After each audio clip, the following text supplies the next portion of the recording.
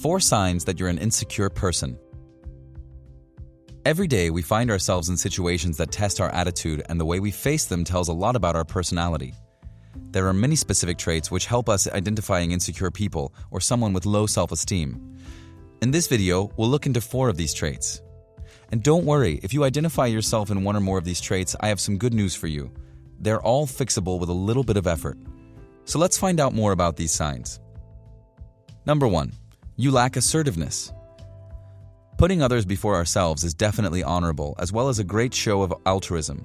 But the problem with this approach is that many people end up becoming victims of this attitude and begin suffering from it.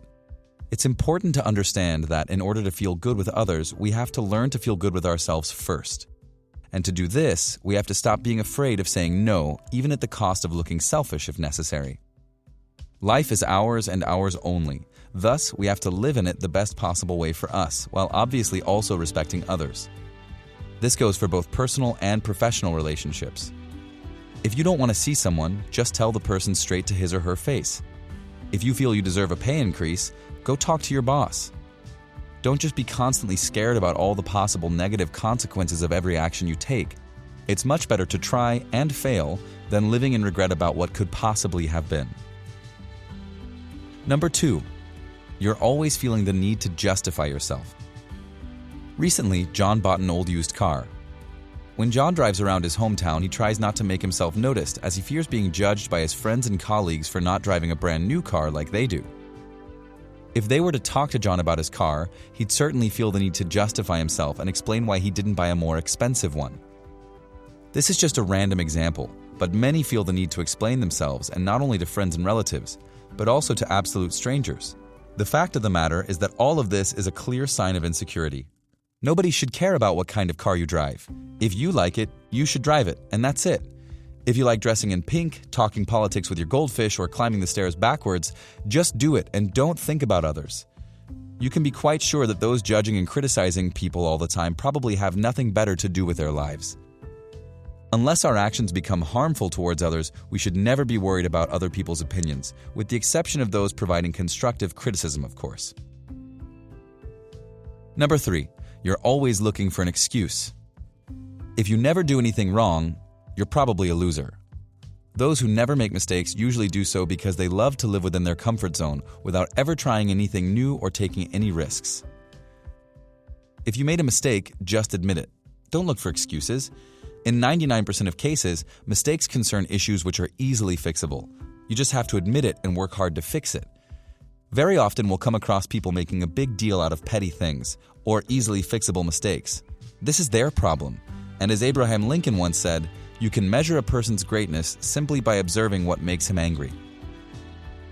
Number 4. You're unable to receive compliments. This is quite peculiar. For the last point, I could have chosen something such as an inability to face criticism, but it would have been way too easy. Those following this channel regularly already know that being unable to accept constructive criticism is not only a sign of stubbornness, but also of great insecurity. Instead, for the last point, I picked the inability to receive a compliment. It's unbelievable how often people will react to a compliment by showing fake modesty or by somewhat refusing to simply acknowledge the compliment, even though it was made in goodwill. Think about a friend seeing you after a very long time and making some nice remarks about your physical state.